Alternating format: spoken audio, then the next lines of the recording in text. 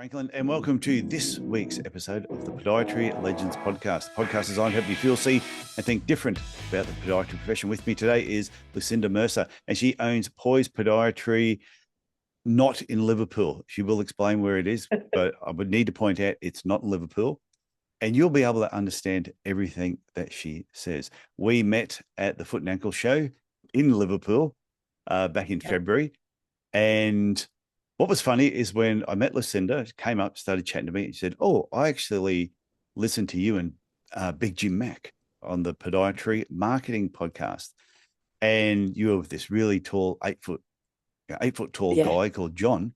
And I said, "Well, would you guys be willing to do a quick video saying hello to Big Jim Mack?" And you dove in and did it, and it's because of that video that I thought you were awesome and wanted to get you on the podcast. So welcome to the show. Thank you. Thank you for having me and asking me. So let's point out to people, where is Poized Podiatry? So Poized Podiatry is in West Kirby, which is on the beach on the Wirral, which is over the water from Liverpool. So we're not Liverpool, we're fake Liverpool, essentially. The bit that not many people know about, but it's very nice. So you should visit. So where, because I know we're in Liverpool and you had the water there. So if you're looking across the water, you're on the other side of the water. Yeah. So the famous ferry across the Mersey, that's the ferry to go to the Wirral, or, the Wirral goes to Liverpool. That's us. So we're just over the water there from the Who sang that Liverpool song? dock. Who sang that song? You should know. Oh God, you're going to test me now. Yeah. It's really old. Something across the Mersey. Yeah. Oh God, I'm going to have to look that up after this. Jerry something, is it? Jerry and the Pacemakers?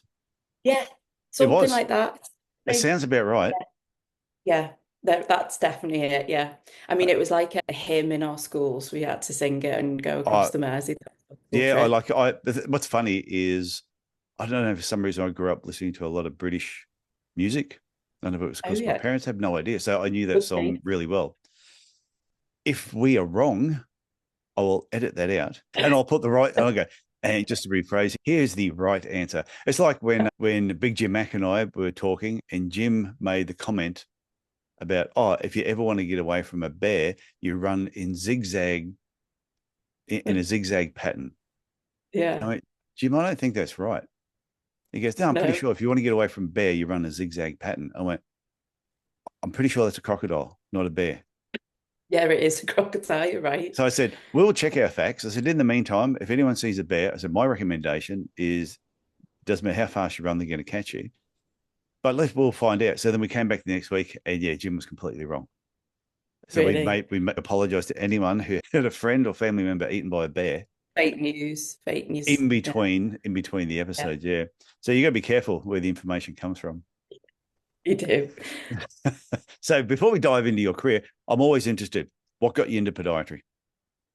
So I always wanted to work in healthcare. That was definitely always my path. And I did work experience in every department there was. Like, I went into a hospital, I got on this great course where you literally dove into every single department.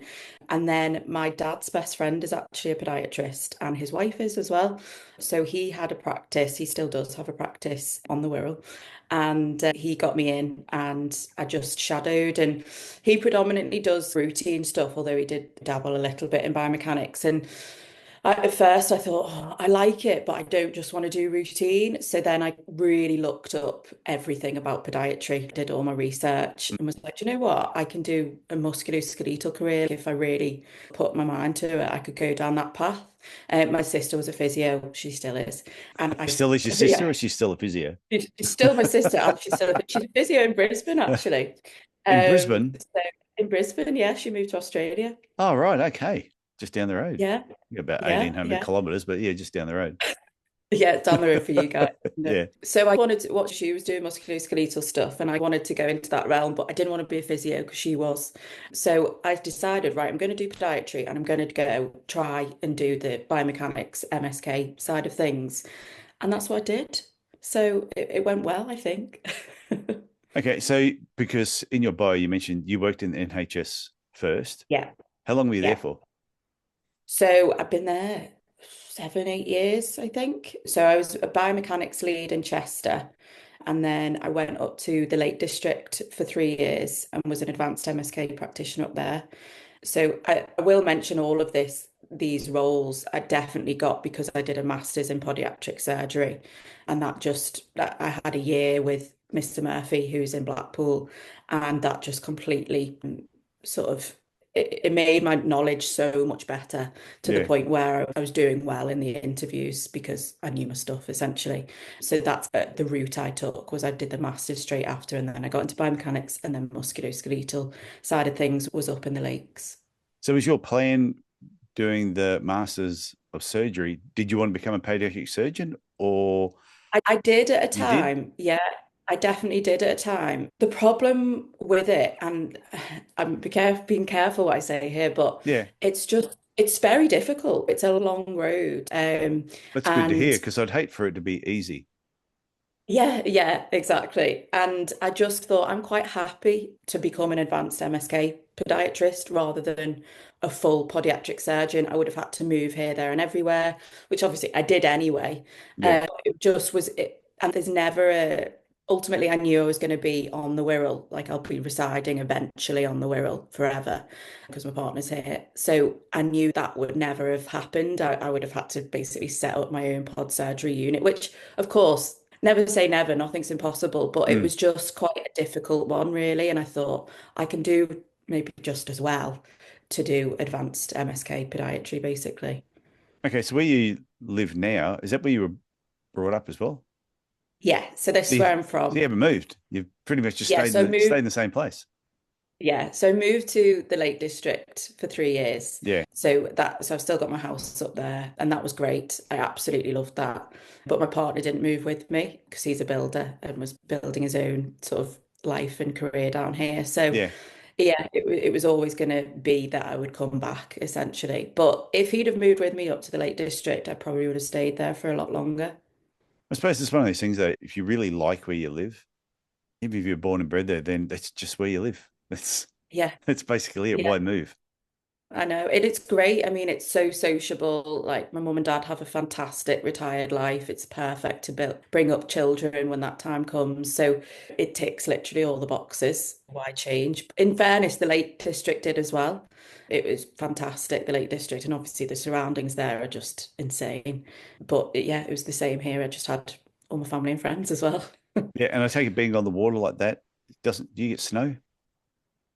Do you know what? We did get snow in January quite badly. And for the first time ever, I literally saw massive icebergs almost in the sea. Oh, It was geez. obviously severe. Yeah. Normally, no, we're the last to get it because we're by the coast. But this year it was very severe. I couldn't believe it when I saw it. It was like something out of a film. Yeah. Because I asked someone that about Liverpool before I went over in February because they said February is usually really cold. And I said, oh, Yeah, will it snow? And they went, yeah, unlikely. They said, it's too cold to snow. yeah, They said, it'll yeah. probably rain, but we had perfect weather while I was there. We did. We It did. was, We it had was absolutely spectacular. amazing weather. Yeah.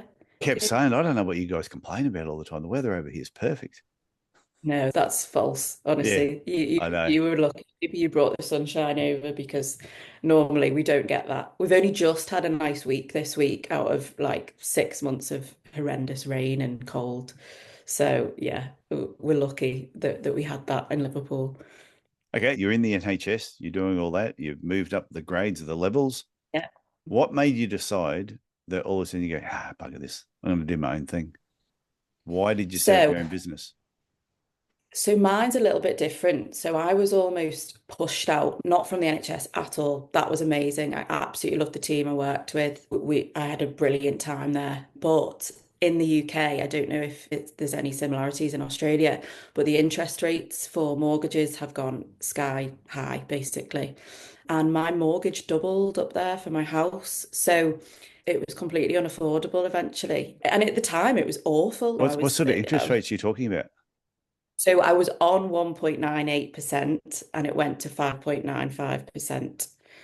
So it Okay. was a big jump. I think ours So are always around 5, 6, are something like they? that. Yeah. Yeah, yeah. But your wages are better. Yes. Yeah, yeah. You don't podiatry in the UK isn't as No, well paid as it is overseas. no. Yeah. So it basically made me, I could have carried on, but I would have had absolutely no life. I would have just been able to just about pay for my petrol for my car, Yeah. basically. So it was just, what do I do? Do I stick it out and stay here miserable, basically, because I don't have a life? Or do I go back to the Wirral, which, like I said before, I had my partner there. So ultimately, I was always going to settle back there anyway. This was probably just quite premature for me. So I decided, because I knew as well that the role I had in the Lakes, I couldn't get on the Wirral. There just wasn't that side of things. They don't have podiatrists in the musculoskeletal team. They only have physios. And I just thought, I don't want to go down. I don't want to de-skill. And I thought, I'll just start my own. I did always have that in mind anyway. I always wanted to start my own. But like I said, it was just a bit premature, probably. But I just thought, well, now's the time. And then I started looking for premises, and one came up that was just perfect, and I just could not say no to it. Right in the centre of West Kirby, which is the town that I was brought up in.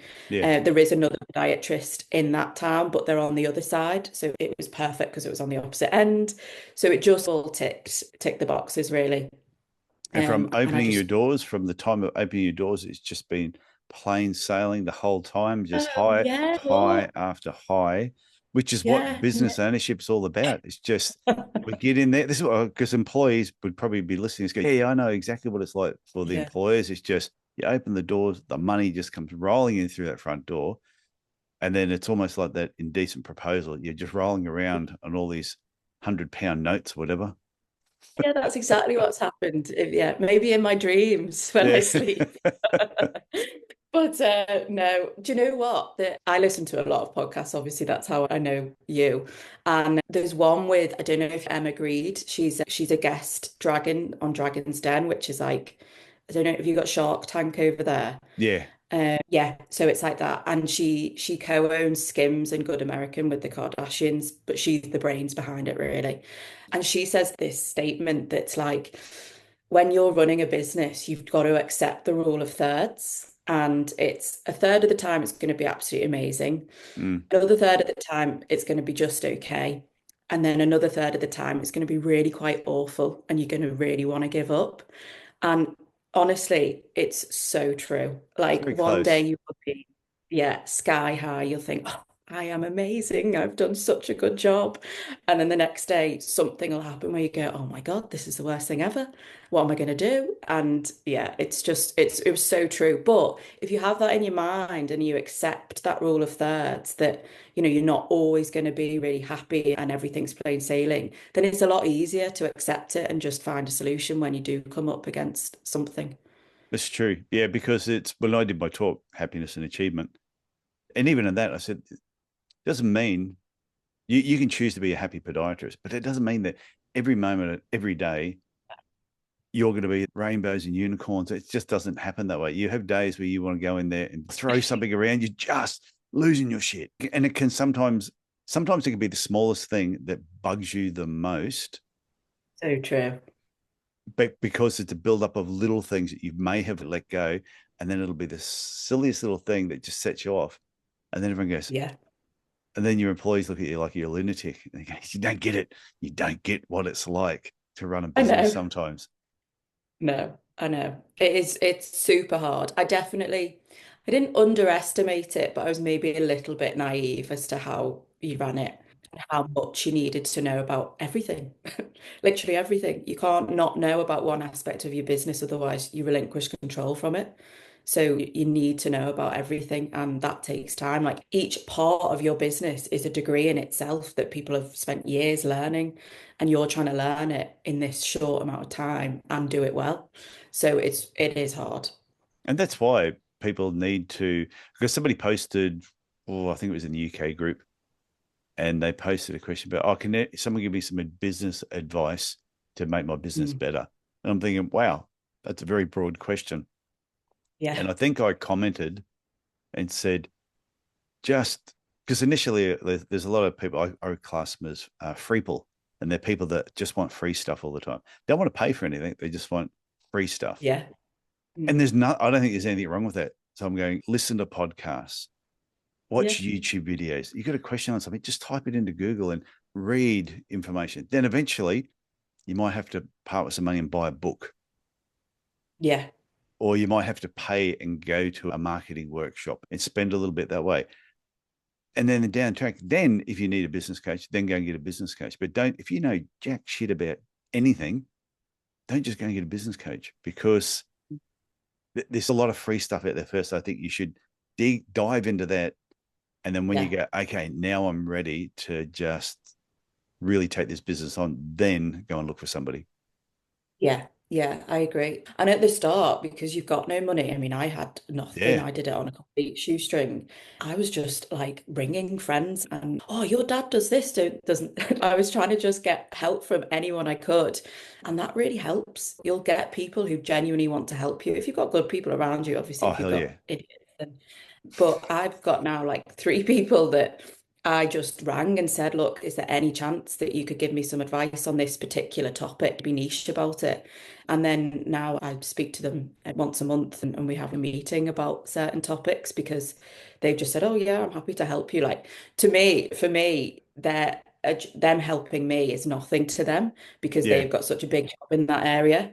So you'll be surprised if people listening to this, if they are thinking of starting, just ring round people that you know and see if they'll help you. If they say no, they're too busy, then fine, you've tried. But definitely when you've got no money at the start, pull on whoever you can contact wise to Yeah. help you. Because We used to have people just turn up they'd contact me and they'd say, oh, I'm going to be in Cairns for a holiday, thinking about setting up my own business. Is there any chance I can come in to your clinic for a couple of hours? Yeah, come on in. yeah, And they yeah, come in, I give them sheets and forms. And because I'm just thinking, well, if you still got to do the work. And yeah, I'd say to them, take photos if you want, just do whatever you want. I said, because I'm not worried about you taking anything from here. no, I said, there's no. no trade. What the real secrets I've got hidden away, you won't see them. But all the stuff on the surface, all the stuff on the surface, if it sparks an idea or helps in some way, I think it's the best thing to do. And through my whole career, everywhere I traveled to, if there was a podiatrist in that town, I would go bang on their door Yeah, and contacting them beforehand to say, hey, can I just drop in for a coffee? yeah, And 50% of the time, I got a yes, 50% no. yeah, yeah. And That surprises me it's 50-50 because I would have thought more people would have said yes. I think it just Um, depends. It could have been they were away on holidays or they were busy, yeah, but majority, at least 50% of the time, people just went, oh, yeah, that'd be fantastic. And yeah, because this is when I was first starting out, especially they're like, oh, who the hell are you? And I think podiatrists going back 20, 30 years ago were far more paranoid than what they are. yeah, yeah, Because definitely. 20, 30 years ago, everyone was just, they were so protective of their turf. If you came Mm, into their town, it was like a gang war. It was terrible. yeah. Yeah, I mean, it's so different. The podiatrist that I mentioned that is in West Kirby as well. I used to do the odd shift for her, and she texts me wishing me luck and said, is there anyone I can send to you? It's just so different. And in fact, another podiatrist of hers went and opened up a couple of towns down, and we speak quite regularly. So it just doesn't need to be like that, does it? It doesn't need to be, No. oh, let's just not speak to anyone. That's just not the best way to do it at all. And I think the other thing we were talking just off air before I press record about the foot and ankle show and Yeah, just the quality of the podiatrists that go to the foot and ankle show in Liverpool yeah, is just yeah, completely different. So if you've gone to an association conference, like I can't speak for society ones, but I know in Australia, the association conferences, if you've gone to one of them, you've gone, oh, I don't want to go to another one because it was just full of professors, associate professor, PhD, this, and they were talking about the most irrelevant stuff. The foot and ankle show is not like that. It is completely yeah. different. Yeah, no, it was such a breath of fresh air. And the talks, like, don't get me wrong, research, etc., has its place, but the talks were so actionable. Like, you could take away so many points and be like, do you know what? I'm going to apply that straight away. Whereas But they sometimes it's a still bit, had they did have some research talks at the foot and ankle show, yeah, they but they did. explained the research and then they said, oh, and this is how you could probably use it in your practice. It was still Exactly. you could apply it. It wasn't just Yeah. this is the one that I always tell people now. I may have said this in a couple of podcasts recently. Was next time you go to an association conference and the first person that comes up who's a associate professor or PhD person, and they put the first slide up and they say, I know you can't read this, but, and then they proceed to just read what's on the slide. They then turn their back to you and they start reading what's on the slide, which you could quite easily do yourself. But it's like having one of those little talking books and you just wait for the little ding to turn the page. Then they go to the next one. And there's all these graphs. Now, I know you can't read these graphs and they may not make any sense whatsoever.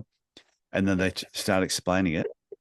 And then they finish after their 40 minutes, they'll finish with, look, I know this has actually been proven in a clinical situation. Thank you. And they get up and leave. You just go, What? go, what was that? Yeah. And then they'll leave and the next one will come up. I know you can't read this slide. And then they'll turn their back on you and they'll just start reading through it. And I think everyone's tired. Last year in Australia, they had a conference, the lower limb conference. And I think there were about 150 people went to that. And so much positive feedback from that. Oh, really? Yeah, super positive. So I can actually see in the future, this is where podiatrists head, foot and ankle show, lower limb conference, these smaller events where people they want to hang around people. They don't want to constantly see research. Yeah, yeah. And yeah, it's got its place. And I did see Definitely. some good talks when I went to the other conferences, but I do also know what you mean from the other one. Death by PowerPoint. Oh, Yeah, death by PowerPoint. And of course, on the foot and ankle show, it's about half an hour, isn't it? So they're done like that. All of a yeah. sudden, you're done, and you go, "Oh my God, I've got more questions. I want them to carry on." Yeah, I think that, Where, I think majority of the talks were half an hour. And yeah, then there were a few that were 40. But my first one was 40 minutes. My second one was 30 yeah, minutes. yeah. So it goes so fast. It goes even faster when you're on the stage and you're trying to make sure you get through everything. Yeah. Ask Yeah. Jonathan Small how Yours, fast it yours were goes. jam-packed. Yours were Yeah. jam-packed, particularly the second one. I was thinking, But even Jonathan, when he did his, it was a fantastic talk. But the yeah, time just went so fast on him. And yeah. he's up there 1 minute jumping around in his I rabbit know, costume, bless him. which looked fantastic, I must admit. He should wear that again next time. And Yeah, next thing I'm looking down at my watch and I'm going, that 40 minutes went so fast. I know it does. And I It found really, really. a lot of the talks, especially the 30-minute ones, they were up there talking and you were really involved in what they were talking about. And the next thing, somebody go, okay, any questions? You're like, oh, geez, Yeah, okay, they went fast. I know they were, but they were brilliant and, like I say, all really actionable. Dead hard to pick sometimes which one you wanted to go to. So it was Well, fantastic. it was hard because I was speaking and there was one that was on at the same time that I was actually speaking on one of the other Mm. ones. And I went, oh, I can't even go to it. Yeah, yeah. To be honest, if I'm being really honest, so yours, we were looking at the brochure the night before, me and John, and it was, what was the title of your first one? How to be happy Oh, happiness and achievement are independent is it? variables. Yeah. And I was like, oh God, I'm not going to that. I was like, I can't action anything. I was like, that's not going to be useful at all. Oh, Um, what a load of crap that's going to I be. know, yeah, what a load of rubbish, What like bullshit. Who arty put this one farty. on? Yeah. Yeah, Yeah, that's yeah, what it did. And that was sort of, even when I put the title together, I'm thinking there's going to be certain people who look at that and go, oh, piss off. I don't need to see that yeah, shit. I know. I was I'm like, I don't happy. need that. I don't need that Yeah, shit because I'm yeah. happy. Anyway, So you missed it. John was like, no, come on. No, I went to it. Oh, Went to it, and John was like, no, come on. I think you do need it. Probably giving me a hint. yeah. Yeah, you do need it And, because they're kicking the shit around in the room. Oh, this is yeah, crap. I yeah, don't need that stuff. I know. And I went to it. It was honestly my favorite talk. Oh, Like thank you. it was so good. And I'm not just saying that. We both went away and was like, God. And that's why we came up to you because we were like, that was exactly what we needed to hear. Oh, that's right. Um, That's when I met you was actually after the yeah, talk when I was outside. yeah, yeah. So being completely honest, begrudgingly went to that, but I absolutely loved it. Well, And can I for tell you John, something? All the talks I've yeah, ever done, every talk I've ever done in my life, that was a favorite talk I've ever done, was that particular really, subject. I yeah, I I absolutely loved putting it together. I loved presenting it. I could feel the energy in the room when I was having people doing yeah, certain things. And when it mm, ended, I could just see everybody just went, oh, That was Yeah. not what I was expecting. They actually got more out of Yeah. it. Yeah, no, it was fantastic. And for John, who I think we told you at the time, you might not remember, but he left the podiatry profession for a couple of years, and I've kind of dragged him back. Yeah. Like, come work with me, it'll be fun. And yeah, and that was kind of he was in that you talked about like the sort of pessimist podiatrist who just moans, and he was like, I was getting into that realm, definitely. Oh, yeah. And I was like, well, you better not do that with me. But it was so good for us both in such for just such different reasons. But for him, I definitely think it really helped him. Yeah. But like I said, even me putting it together, it really made me think about what makes me happy. Yeah. And it was from that when I was talking to Jonathan Small, because I was showing him the presentation beforehand. And he said, I didn't know you like donkeys. I said, I love donkeys. They're so I love cool. that. Yeah. And he I went, love oh. alpacas, so I really related. Watch out, they But spit. yeah, Don't they spit? yeah. Don't alpacas spit? No, that's llamas. Llamas Oh, aren't very nice. Alpacas are much more lovely. So you could walk them in the Lake District, and I've lived right next to an alpaca farm, yeah. and it was just amazing. They were my friends when I walked past them and would stroke them sometimes. They were just gorgeous. So yeah, I related to when you said you love donkeys because I was like, that's like me with Well, alpacas. yeah, when Jonathan heard that, he goes, well, actually, I know the vet that works at the donkey sanctuary down near Sidmouth. Same And we with you. went, oh, okay. So we went down there and there was 197 donkeys. And that was so cool. I got some great photos of them. But I was at a conference, this one I go to in Arizona every year, Business Black Ops. And at a certain time on the Friday, we go out to the guy's ranch and we sit there under this big shade thing out in the middle of the desert. And that's where we do our last talks for the day. And we're in the middle of talking, and all of a sudden you hear, ee-oh, ee-oh. And we're all looking around.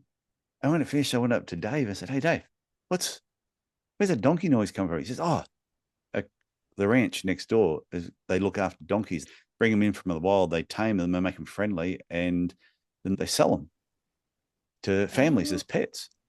And I went, yeah. oh, we've got to do it. So we went over there. I got some great photos with this donkey called Franklin, which was appropriate. Oh well. Yeah. Obvious But reasons. Yeah. yeah, that was when I was putting that talk together, and I was thinking about I need to put some photos in there of what makes me happy to give people an idea of just happiness can be so many different things. So me, Mm. donkeys, playing the guitar, being in water, anywhere near water, Yeah. or my favorite place on the Gold Coast. Just it's one of my happy places. But yeah, Yeah. eating ice cream makes me happy. Yeah. Eating chocolate for me, definitely. Yeah, it's not always the healthiest thing, but it's No. and actually, yeah, what was funny with Jonathan Sport, we both figured out that he said to me, "What's your favorite breakfast?" And I said, "Oh, we have anything. I just eat ice cream." So because Food for breakfast. our wives aren't around, so we had ice cream for breakfast each morning. And No. what we had breakfast, yeah, we had an ice cream every morning, and but we were sort of just laughing. And what I realized, the other thing that makes me happy, eating ice cream with another person who loves ice cream, Yeah. and just seeing the smile on their face while they're eating it makes you realize how you probably look when you're eating it as well. Yeah. Yeah. No, it's so right. I mean, that's why couples go out for food, isn't it? And they Yeah. get little snacks later on because they're both enjoying it, isn't it? So yeah, I completely relate to that. So I'm glad you enjoyed the talk then. Yeah, it was fantastic, really good. Were there any other ones from the Foot and Ankle Show that really stood out to you? Katie was really good from Thrive Business. Oh yeah, Yeah, she was fantastic. yeah, Really she good was really talker as interesting. well. Yeah, yeah, really, really good. And then was it Cliff with the trainers? I thought that was really interesting. A Veritop one, just one on a product was really interesting because I use that in practice.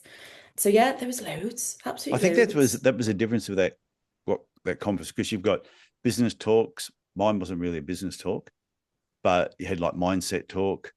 Yeah, You had a couple of research talks, but you had companies that had their products there, but then explaining how they use the product and then how you could use it and introduce it into your business. It's very unique. Yeah. No, it was great. I would definitely recommend it for anyone starting out privately or even the NHS if you dabble in private practice as well. It's so useful. So I reckon the other good part with it for me too is I've had about 6 or 7 people from the Foot and Ankle Show on the podcast. Yeah, So for yeah. me, it's So a great you, way. It's a great way of finding about 3 or 4 months worth of guests. yeah, you've recruited. I can go around and just go, I'm going to take you and I'll take you. You'll work. Yeah. Oh, I don't want to talk to you. No, that didn't happen at all. The so, but with I your bet it business, did.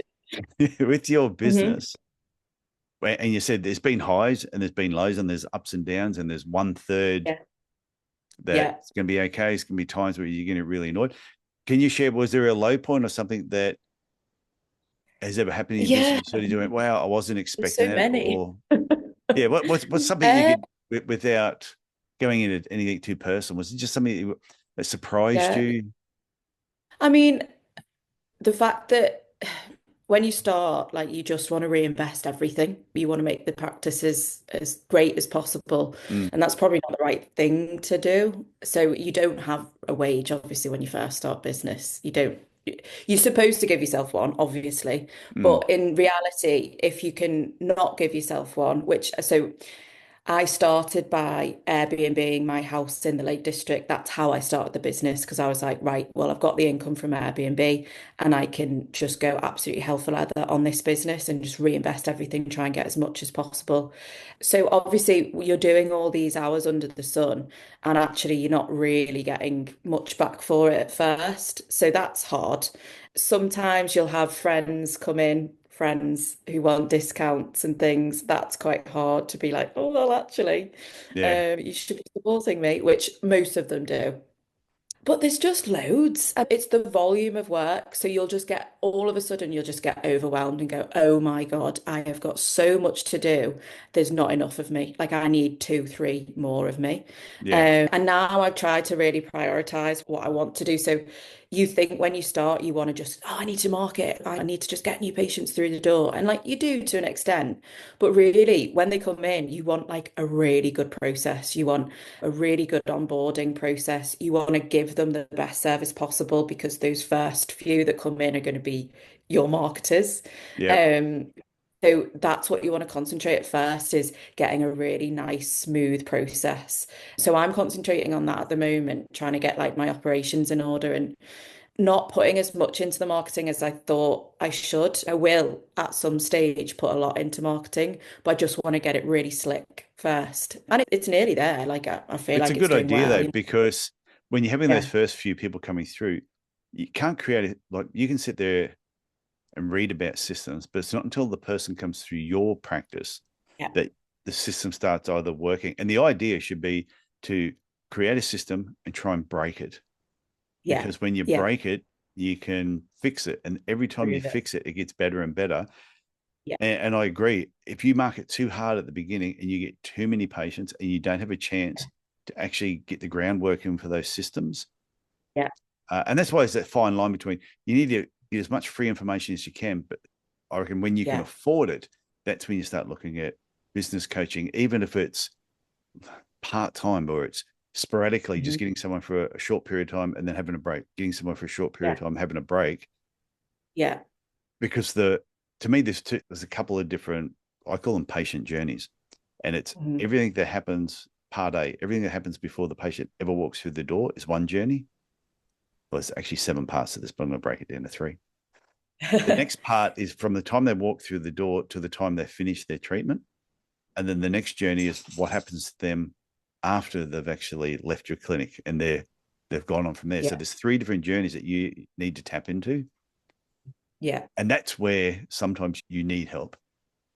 yeah, definitely. But initially that first part, just you gotta work through things, you gotta stuff things up. Yeah.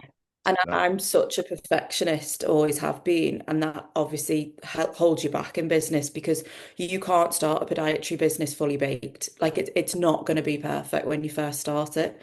And you've got to be okay with that. You've just got to accept it. And you're going to constantly improve things. Like I'm constantly changing things. I'm constantly adding questions and changing questions on my feedback forms, etc. Because I want to know different things that they've enjoyed from the experience and where we can basically improve to be at the point where we're the absolute best in the area. So you just got to let it sort of be. But when you start and accept it's not going to be perfect, but just constantly be at your systems to improve them. Yeah, I think you That's just what I got to would say. be aware of it. I don't know, have you ever built a house? I know your partner has.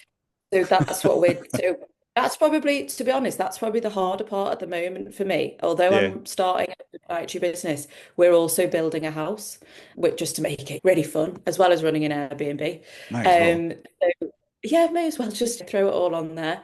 And that's the harder part. So by day, I'm a podiatrist. By evening and weekend, I'm a labourer.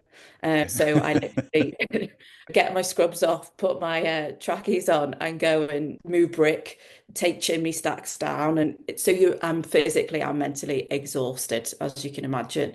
But that's probably the harder part because we're doing that alongside our full-time jobs. And weather's not been great around here, so that set us back. So that's been harder, to be honest. Yeah, Is because is I reckon one of the things about building a house, though, like building and developing your business, yeah, is I remember when we built our first house. Yeah, my wife and I got the house built. When we built the next one, we learnt from the first one of the yes, exactly. mistakes we made.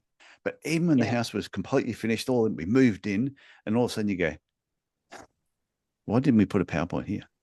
I mean, yeah, this is the most logical place to have put a PowerPoint. yeah. Why is the PowerPoint all the way over there? Or why is there only one? I know. Why didn't we could have put 10 in here? Because there's so many Yeah, things. And the other part is when we built this house, where we are now 21 years ago, I don't know if we had the internet then or not. And we didn't have every single thing that ran on a USB cable. So the house you designed 21 years ago to now, things have evolved and changed. You need to have electricians come back and rewire things. So to me, that's exactly what happens in your business. As your exactly. patients come through and as they develop and change, you must develop and change your business with it. 100%, 100%. It's so true. It's funny because we're at that point with the wiring. We've done the kitchen and we were having arguments about, no, you need to put that there. And now we're in the bathroom. I'm like, well, we want LEDs in the alcove, don't we? And it's just so funny because you overthink so many things when you're starting, but you'll get it wrong. Something will be wrong somewhere. Yeah. You can change it as time goes on. And you're absolutely right. It's exactly the same with the practice. Like I built the practice so it was completely open plan and we built 3 clinic rooms. So again, we had that just before the house. And yeah, it was the same thing. It was like, where do I put everything? I drew it out like 3, 4 times before we fully went for it. But it's the same like running the practice. I'm constantly changing things. I'm putting new shelving in the back, like ripping some down that I put up only 6 months ago Yeah. because I'm not happy with where it is. It's just once you're in, you realize like how you want to work and things, and you can't do it until you're riding the horse, so to speak. Yeah. I think it's really good that you brought that up though, just about the things just evolving and changing with you Yeah, as you're actually growing the business. And if you try and do it too fast, if you just have a yeah, ton of money, then you go, oh, it's going to throw it all in the Google ads and bring all these new yeah, patients in.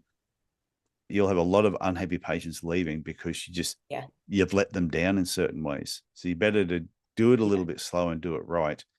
And then Mm. once you get the foundations in there, just really take off with it. Have you seen that movie Founder? Yes, yeah. So that was a big thing. So I've listened to a Yeah. lot of podcasts, read books on like systems for businesses. So yeah, so you're talking about McDonald's, obviously, Yeah. and the way it was run, and obviously why teenagers can just run it basically now because they've got such good systems in place that they can just come in, they do a training program, they've got certain protocols for certain like a Big Mac. Yeah, Um, it's a $1 billion business yeah, run by teenagers that parents can't yeah, even get to clean their bedroom, yet they're yeah, running this $1 billion corporation yeah, just yeah. by following And systems. that's exactly what I'm trying to apply to the practice, because I don't want it to be, you'll know, obviously, as a business coach, I don't want it to be reliant upon me eventually. I want it to be to run with other podiatrists who are just as good and can deliver the same service as if it was their own business, because Mm. you've also got to accept as a business owner that not everyone's going to be as passionate as you. It's just a job for some people, and they're never going to be quite as passionate as the business owner. But you, by putting systems in place, you can make them just as good and deliver just as good of a service. Yeah, it's true. I know there's some people that go, "Oh, I hate systems. My employer's trying to control me." And they go, No. "No, we're just trying to stop you hurting yourself." Yeah, Yeah, or yeah. hurting the business. I've done a few talks on creating systems, a couple of webinars. And it's, to me, it's a system is almost like choreography in a dance. You you Absolutely. you work out the choreography, everybody trains, and then when you do the performance, everyone's going in the right direction at the right time, and you're not falling all over each other. You don't sort of go, "Hey, let's do a dance to this song, throw it up there, Yeah. throw everyone on stage, and everyone just be running into each other." Yeah. Well, it's why we have clinical guidelines, you have Yeah. protocols for certain conditions. It's so that people don't make mistakes and that we're all singing off the same hymn sheet. And it completely makes sense. Otherwise, you're just here, there, and everywhere, and it's a chaotic business and it will probably fail. You could scrape by, but it's not the best approach, definitely. So systems, like you say, they're there for the safety of the practice, for the Mm. longevity of the practice and the practitioner. And I always think if there's an employee who just bangs their head, he just says, "I just hate systems," get rid of them. Yeah. Because to me, like you said, not every podiatrist has the same passion. And if you've got a dud podiatrist, they're probably going to be a dud in everything they do. It's Yeah. just, some people, it's just in their DNA. If you look through the little coils, there's dud. They've got the dud Yeah. gene. Duh, duh, duh, duh. Yeah, it comes in. It's like a piece missing. And it's just, oh, that's Yeah. the dud gene. It's invisible. It's just, it gets to that point, nothing works. Yeah. And Yeah. they're all around. I refer to them. I can't remember what talk I was doing. Oh, that's when I was doing my reboot talk. And I refer to them as bobbleheads. Oh, thanks. Yeah, but yeah, when you see people and they're standing at traffic lights and they just, yeah, their head's just Yeah. bobbling. Like there's really no thought going in. You see them walking down the street, they're just looking at the phone Yeah. and they're going to get run over eventually. You don't even try and Yeah. stop them. Just let them walk out. We say the lights are on, but no one's home. Yeah. I It's, always say that. and to me, It's it's not just podiatry. Every profession has them. And I think mm, if you unfortunately happen to employ one, the sooner you can just let them go and work for another bobblehead, yeah. then they are going to be much happier working in a place that has no systems, that isn't run very well, where they have a 3.1 Google rating and the employer doesn't care because doesn't look at them. Nobody asks for Google Yeah. reviews. They probably get more Google reviews than everybody else, but they're all bad ones. Yeah. And yeah, and look for the person that is, no, it's got that little bit of spark in their eye. They're out there Yeah. everywhere.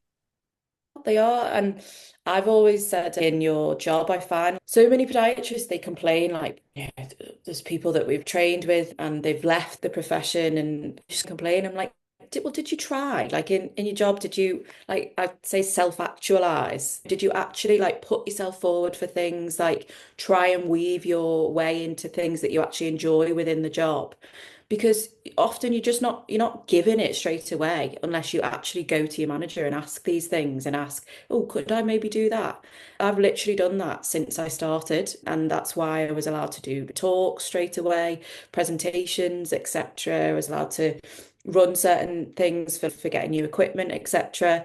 And it just makes your job so much better, so much more Mm. satisfying. It's like if you just sit there and do nothing like a bobblehead, then you're going to feel like you're nothing and then you won't like your job. You've got to push yourself forward and it's up to you. It's not really up to the employer because they don't know unless they know that you're unhappy or you want to do something else. And I've always thought, why do people do that? Why do people like your talk? Why do they get unhappy and a bit like a Scrooge to podiatry? When have they tried? I know some have and they genuinely don't like it, Oh but yeah, have you and actually I get that. put yourself forward?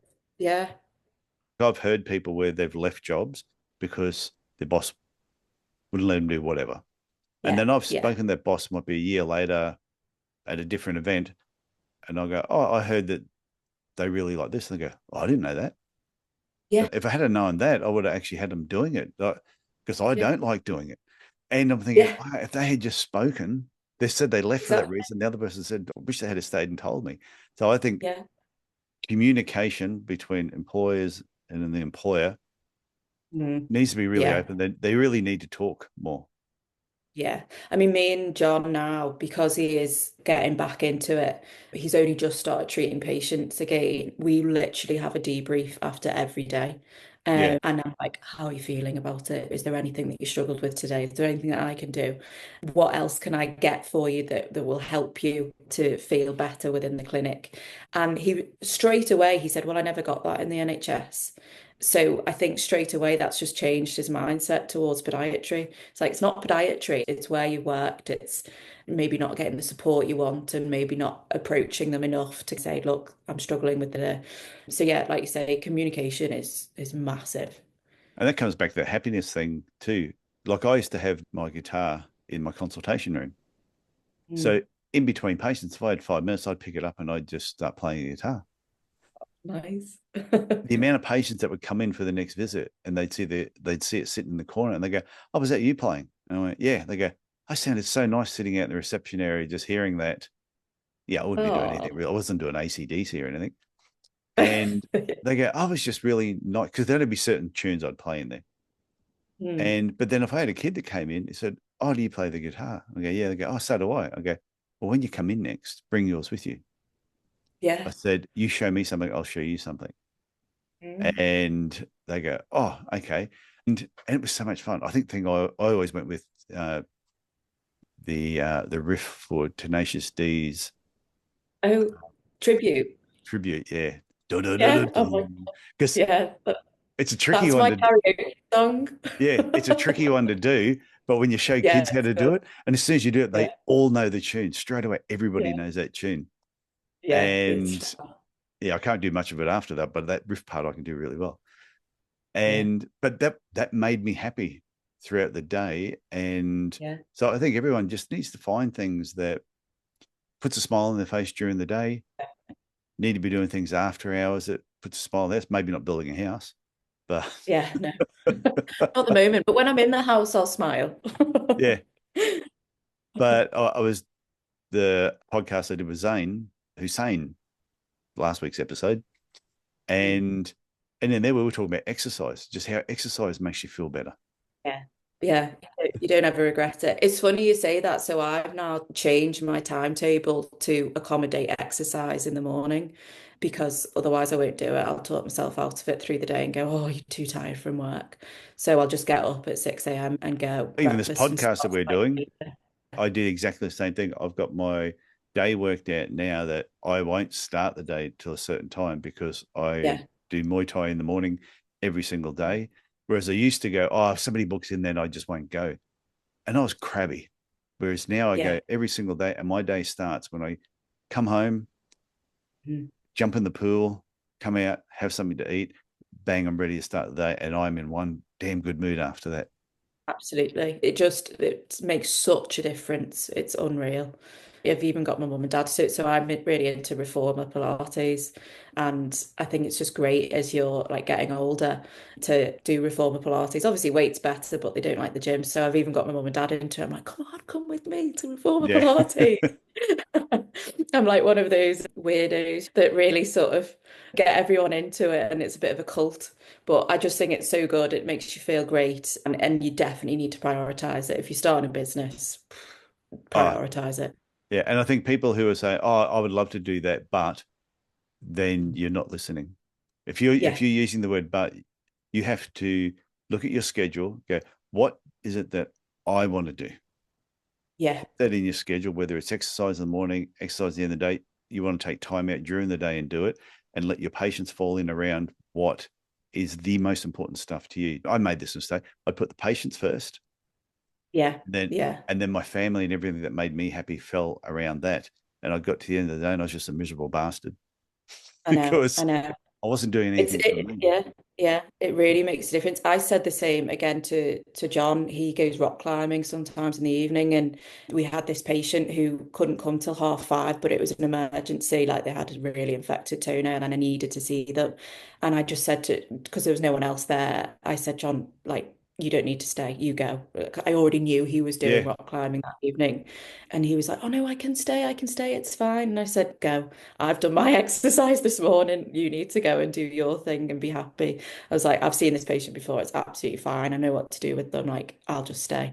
So it's important for everyone to get Mm. in what they actually doing before Yeah, I or after remember work. when I used to play touch football before I ruptured Mm. my calf twice. But when I was playing touch football, and I remember the game was on at 6 o'clock. I went, that's okay. Last patient's at 5. I'll finish at 5:30. Boom. It's a 20-minute drive. I'll be fine. Anyway, Yeah. it gets to about 25 past 5. Patient hasn't turned up. Then all of a sudden she rocks up. He said, I know I'm a bit late. And I went, yeah. I said, that's unfortunate. She said, oh, but I've Yeah. driven 15 minutes to get here. And I said, well, I can't see you. I said, because I have touch football at 6 o'clock. I said, by the time I Yeah. see you, and it takes me 20 minutes to get there, I said, I'll miss the beginning of the game. I said, I don't like missing the beginning of the game. And she went, Yeah. well, what's more important? Yeah, making money or playing touch football? And I went, playing touch football. Yeah. And she went, oh, you've got the worst attitude. I'm going to go somewhere else. And I went, it's going to make both of Okay. us really happy. Yeah. Yeah. And I refused to see her. And Yeah. I went and played touch football, and I wouldn't recognize her if I bumped into the street. No idea who she is. No, But no. I had no regrets the next day. Nothing. I felt good that I actually went and did the exercise as scheduled. Yeah. 100%. Yeah. It's your priority. You've got to prioritize it. And as soon as you start not doing that and, going, oh, I'll just do this instead with this other patient, then that's just a downhill slope, I think, to burnout. So, Lucinda, if people wanted to reach out to you, if they wanted to say, this is Lucinda, seems pretty cool. I want to ask her some more questions, or they just want to connect with you, whether it's at social media, whatever. What's the best Yeah. way for people to track you down, stalk you So while you're sleeping at Instagram, night? yes, Instagram is probably your best bet. So it's Poized Podiatry on Instagram, and that's Poized. So yeah, that's probably your best bet at the moment is my Instagram. Okay. So, Lucinda, I want to thank you for coming on the podcast. This has been fun. I've Yeah, enjoyed it. thanks for having I'm so glad you and John came up and introduced yourself, me. mentioned that you love Big Jim Mac, because he pissed himself laughing actually when I showed him the Did video. it? He thought it was hilarious. And Great. I think we mentioned on a recent recording as well, where Oh, one day really? we'll get shirts done with Big Jim Mac on there. So, yeah, Yeah. Lucinda, thank you for coming on. This has been a lot of fun. Thank you.